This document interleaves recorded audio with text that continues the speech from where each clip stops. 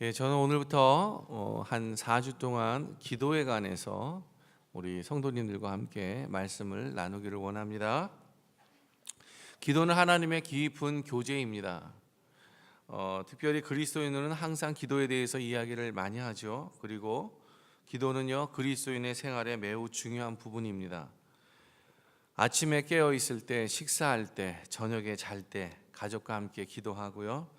교회에서도 기도로 시작하고 기도로 마칩니다. 이렇게 기도가 우리의 이 그리스도인들이 굉장히 많이 연관되어져 있는데, 그러나 정작 기도가 무엇입니까에 대해서 묻는다면 제대로 답할 수 있는 분들이 그렇게 많지 않아요. 왜냐하면 너무 광범위하기 때문에. 그렇다면 기도란 무엇입니까? 어떤 사람들은 기도란 하나님께 무엇인가 단지 요구하는 것, 부탁하는 것이라고 그렇게 말합니다. 하나님께 무엇인가를 구하는 것이 기도의 한 부분입니까? 네, 그렇습니다. 기도의 한 부분이죠. 하나님께 구하는 것은 기도의 한 일부분이에요. 문제는 그것이 기도의 전부라고 생각하는 것입니다. 자신이 원하는 것을 하나님께 열심히 말씀드리고 그리고 기도를 끝내버려요. 그러나 기도는요, 훨씬 그 이상의 것들입니다. 기도란 단지 무엇을 요청하는 것만이 그러한 것들이 아니에요. 우리는 기도할 때 하나님과 이야기하는 것입니다. 하나님과 대화하는 것이. 때로 우리는 기도란 하나님께 많은 것을 그냥 이야기하는 것이라고 그렇게만 생각을 합니다. 그러나 기도가 하나님께 이야기하는 그것을 말하기에는 무언가 조금 부족해요. 거기엔 또 다른 면이 있다는 것입니다. 기도란 하나님께 이야기하는 것은 분명하지만 그러나 그곳에는 반드시 응답이 있다는 사실이에요. 하나님께 이야기하면 하나님이 그 자녀들에게 응답하시겠다라고 우리에게 분명한 약속을 해주셨습니다. 성경은 이렇게 말해요. 너는 내게 부르짖으라. 내가 내게 응답하겠고 내가 알지 못하는 크고 은밀한 일들을 내게 보이리라. 예레미야서에 말씀하고 계세요. 분명히 하나님께서는 하나님의 기도하는 자들에게 반드시 응답하시겠다라고 우리에게 말씀하십니다. 이것을 약속하셨어요. 기도할 때 귀 기울여서 잘 들어보면 하나님께서 가르쳐 주신 것들을 들을 수 있습니다. 그래서 기도가 단지 하나님께 이야기만 하는 것이다 라고 말하기에는 뭔가 부족한 것입니다. 반드시 그곳에는 응답이 함께 온다는 것을 우리는 반드시 기억해야 할 것입니다. 기도는요, 하나님과 함께 이야기하고 말하고 듣는 것, 그것이 바로 하나님과의 대화인 것입니다.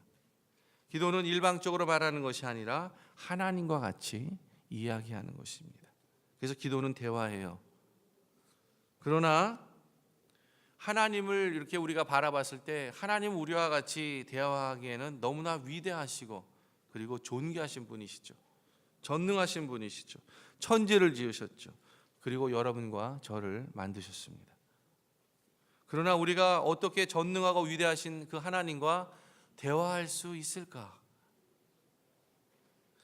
그것은 오늘 말씀을 읽은 그것대로 하나님이 이르시되 우리의 형상을 따라 우리의 모양대로 우리가 사람을 만들고 그들로 바다의 물고기와 하늘의 새와 가축과 온 땅과 땅에 기는 모든 것을 다스리게 하자 하시고, 하나님이 자기 형상 곧 하나님의 형상대로 사람을 창조하시되 남자와 여자를 창조하시고 라고 표현하고 있어요.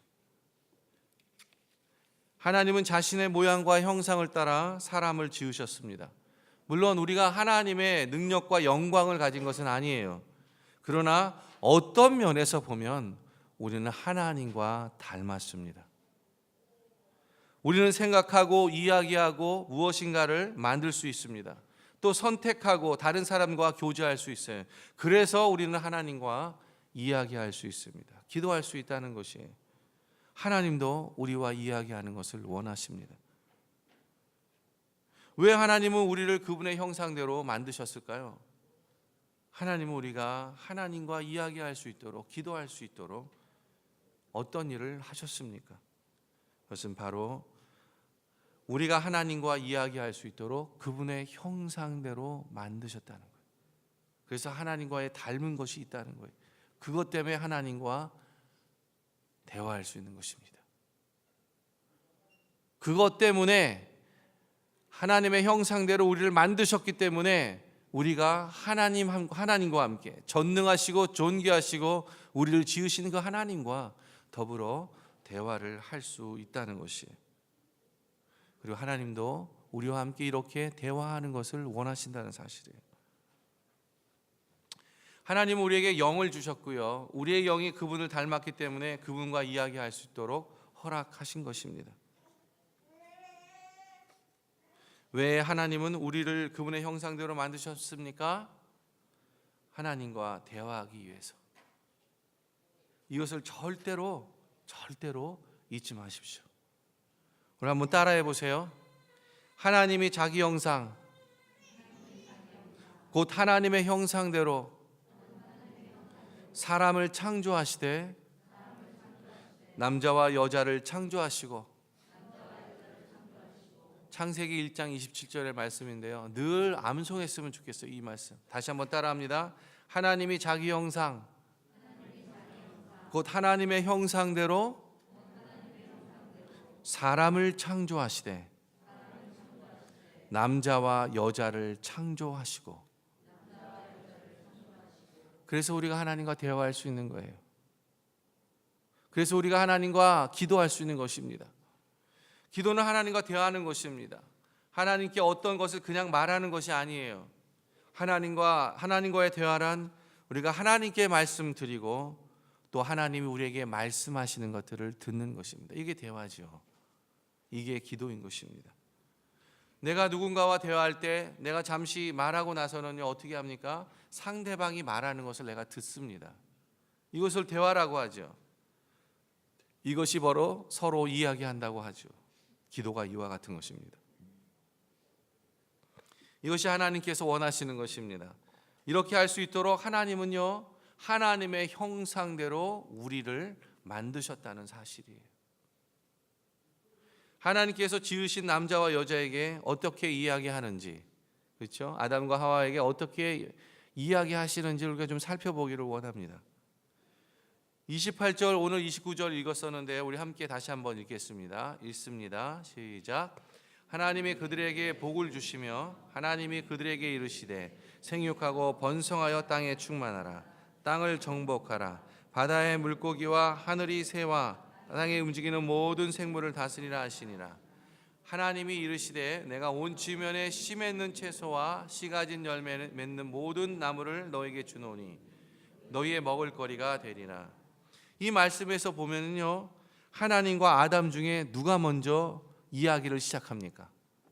누가 먼저 이야기를 시작합니까? 하나님이 먼저 이야기를 시작합니다. 하나님이 먼저 대화를 시작합니다. 자신이 창조한 아담과 이야기하시죠. 처음에 하나님과 사람이 함께 이야기하는 것은 굉장히 쉬운 일이었어요. 아주 그냥 지금처럼 제가 여러분에게 이렇게 설교하고 서로 이야기하고 하는 것처럼 아주 쉬웠던 부분입니다. 맨 처음엔 그랬어요. 저는 이것이 기도였다라고 생각합니다. 기도는 하나님과 이야기하는 것이기 때문에 그렇습니다. 처음에는 아담이 어떤 죄도 짓지 않았어요. 그래서 하나님을 두려워하지도 않았습니다. 하나님께서는 식물과 동물에 대해서 말씀하셨어요. 그리고 씨들과 열매들에 대해서도 말씀하십니다. 아담은 동물들의 이름을 지어주죠. 하나님께서는 아담을 위해 아내를 만들어 주시기도 합니다. 그러면서 아담이 이르되 이는 내 뼈 중에 뼈요 살 중에 살이라. 또 아담이 자신의 아내 하와와 이야기를 하기 시작합니다. 아담에게는 이런 이야기를 하셨습니다. 우리가 친구로서 하나님과 이야기하는 것이 올바른 일입니다. 하나님 원하시고 기뻐하시는 일들이에요. 그러나 우리는 하나님이 얼마나 존귀하신 분인가, 그것을 잊어서는 안 되는 것입니다. 그분은 이 세상을 만드신 분이에요. 우리에게 생명을 주신 분이고 거룩한 분입니다. 이렇게 위대한 분인데도 먼저 자신이 지은 창조물 아담에게, 사람에게 먼저 이야기를 하시는 분이에요. 하나님이 먼저 이야기를 시작하시는 분입니다. 창세기 2장 15절에서 17절에 보면요, 하나님께서 역시나 제일 먼저 아담에게 말씀하시죠. 이렇게 기록되어 있어요. 여호와 하나님이 그 사람을 이끌어 에덴 동산에 두어 그것을 경작하며 지키게 하시고 여호와 하나님 그 사람에게 명하여 이르시되 동산 각종 나무의 열매는 내가 입으로 먹되 선악을 알게 하는 나무의 열매는 먹지 말라. 내가 먹는 날에는 반드시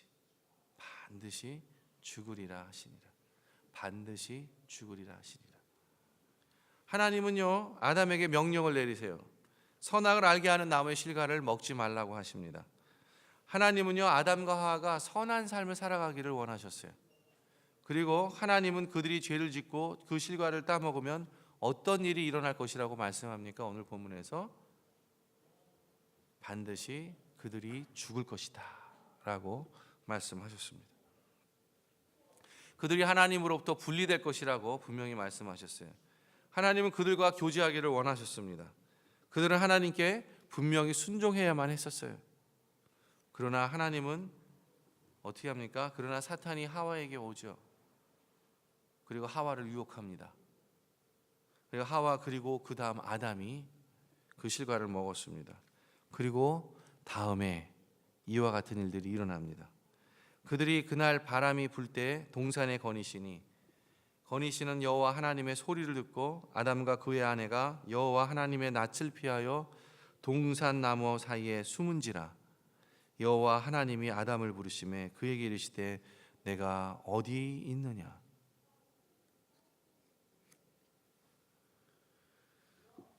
아담과 그의 아내가 여호와의 하나님 낯을 피하여 동산 나무에 숨는 상황이 일어나게 됩니다. 하나님과 아담이 가졌던 좋은 관계에 이러한 일들이 일어납니다. 막혀졌습니다. 깨어졌습니다. 아담과 하와는 죄를 지었습니다. 하나님께 불순종했습니다.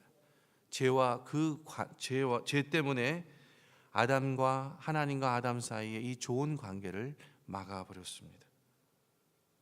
아담이 하나님과 대화를 가졌다는 이야기는요, 이 이후에 성경에 더 이상 나오지 않습니다.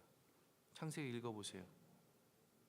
아담이 죄를 짓고 난 이후 이 마지막 하나님과의 대화 이후로 아담과 하나님이 대화를 했다는 상황이 성경에는 기록되어 있지 않습니다.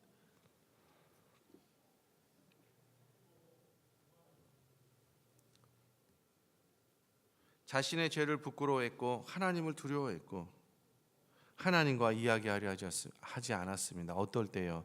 하나님이 먼저 아담을 부를 때요. 죄를 짓고 난 이후에.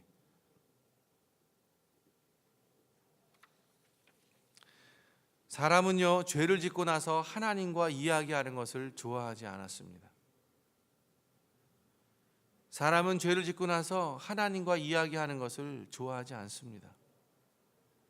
죄는 우리를 하나님으로부터 분리시킵니다. 죄는 마침내 죽음을 가져오죠. 이것이 하나님께서 말씀하신 거예요. 아담과 하와는 영적으로 하나님과 분리되었습니다. 그들의 영적 생명이 하나님으로부터 떠난 것입니다. 그래서 그들은요, 죄의 값들을 지불했어야만 했어요. 하나님께서 그들의 죄 때문에 고통을 겪을 것이라고 또한 말씀하십니다. 그러나 하나님께서는요, 인간이 이 죽음을 이겨낼 방법을 예비해 주시죠. 창세기 3장 21절에 보니까 이렇게 표현하고 있어요. 그것을 여호와 하나님이 아담과 그의 아내를 위하여 가죽옷을 지어 입히시니라. 동물들을 죽이셔야 했습니다. 하나님께서 그것들의 피를 흘려야만 했어요. 나중에 하나님은요, 그것이 죄에 대한 대가를 치르는 바로 피 흘림이었다고 그의 백성들에게 말씀해 주셨습니다. 그들은 동물을 번제로 바치기 시작하죠. 이것이 하나님과 이야기할 수 있는 유일한 방법들이었기 때문에 그랬어요. 아마 죄의 값을 치르려 한 것인지도 모르겠습니다. 그러나 하나님은요, 더 좋은 방법, 더 좋은 길을 원하셨습니다. 하나님께서는 우리 죄를 위해 돌아가실 예수님을 보내주셨습니다. 베드로전서에 보니까 친히 나무에 달려 그 몸으로 우리 죄를 담당하셨으니 이는 우리로 죄에 대하여 죽고 의에 대하여 살게 하려 하심이라. 그가 채찍에 맞음으로 너희는 나음을 얻었나니.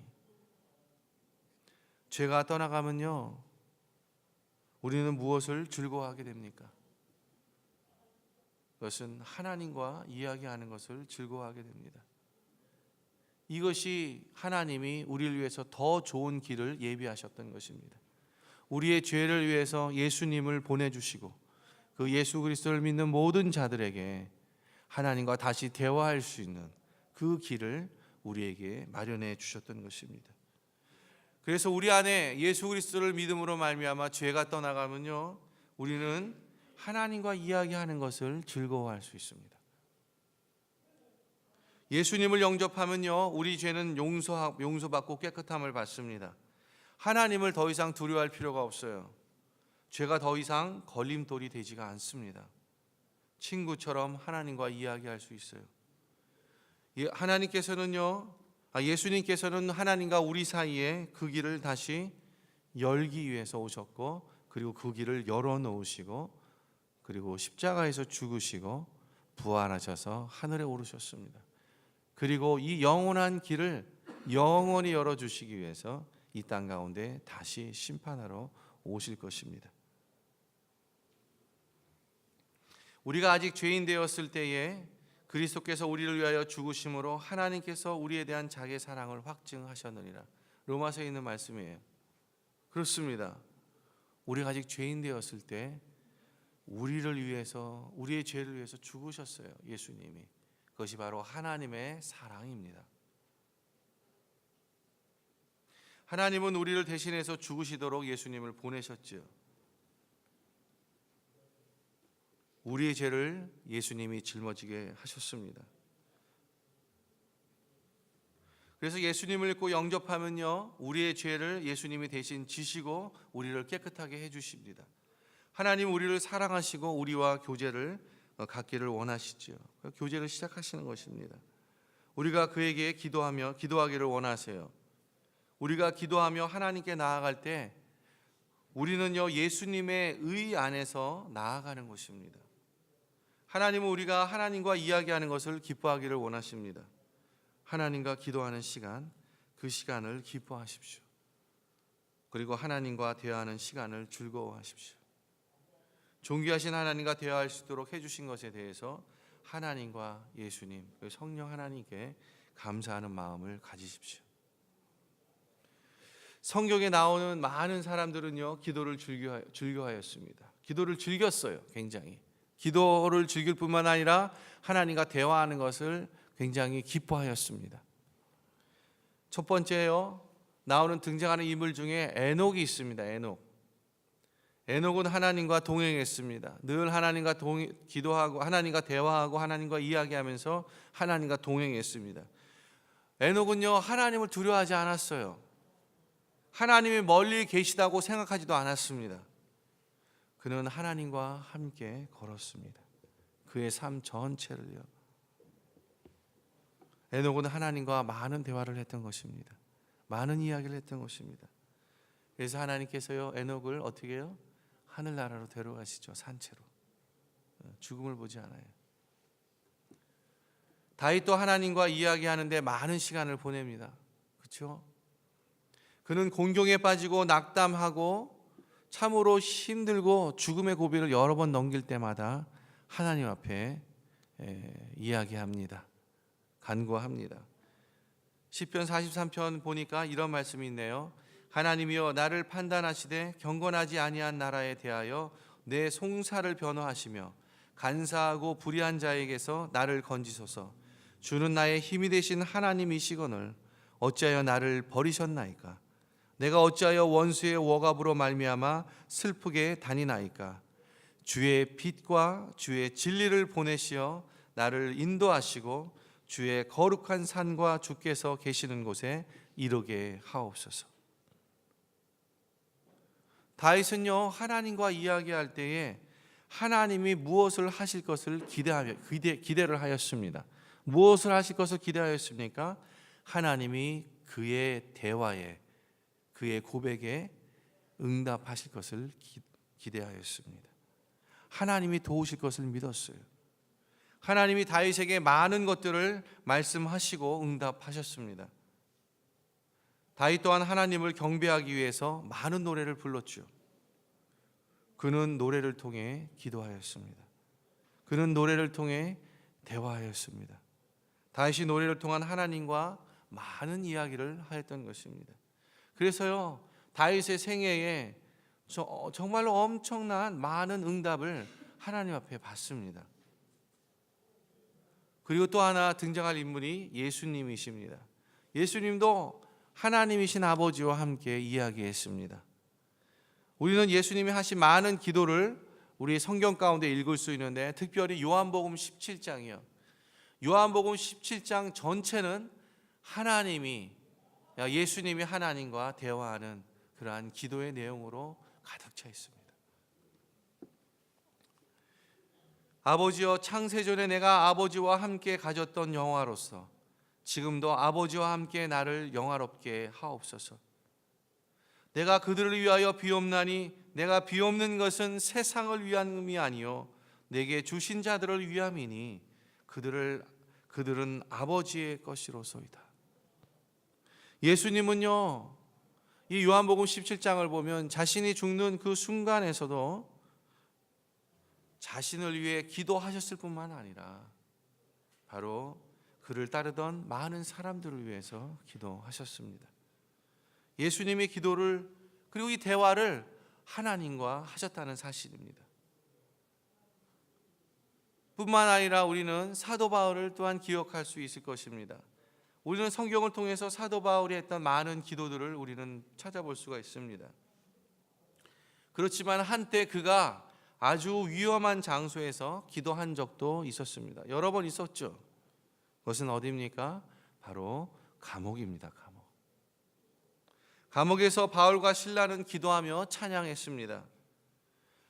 이 바울과 실라가 성령에 충만하여서 정말 찬양과 기도를 했을 때 갑자기 땅이 흔들리고 그리고 감옥문이 열렸습니다.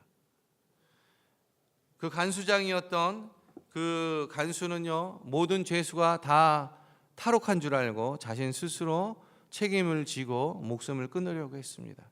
바로 그때 간수가 자살하려고 했던 그 순간에 죄수인 바울과 실라는 그를 말립니다. 그리고 그 사건들이 일어나는 것들을 설명했을 때 간수는요, 예수님을 믿게 됩니다. 우리는 어디서든지 이렇게 하나님과 이야기할 수 있습니다. 그것이 감옥이든지 아니면 그것이 나의 삶의 현장이든지 아니면 지금 예배를 드리고 설교를 듣는 이 순간에도 하나님과 이야기할 수 있습니다. 고난 중에 있으십니까? 극히 어려움 중에 있으십니까? 시련 중에 있으세요? 아픔 중에 계십니까? 병 중에 계십니까? 많은 곤란함 속에 있으십니까? 이리 가야 할지 저리 가야 할지 모르십니까? 방향을 정할 수 없으세요? 하나님과 이야기하십시오.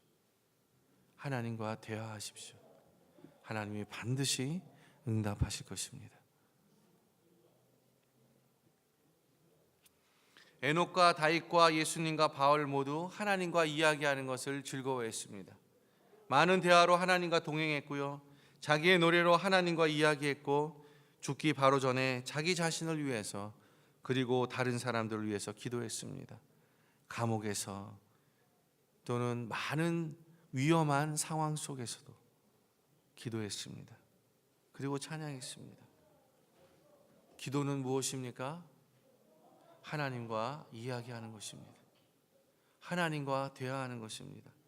내가 하나님께 이야기하고 하나님도 나에게 이야기하시는 것입니다. 말하고 듣는 것이에요. 하나님 우리가 대화하시는 것을 기뻐하십니다. 그리고 이렇게 대화하고 또 기도하고 하는 모든 것들에 대해 하나님이 응답하시겠다고 말씀하셨습니다.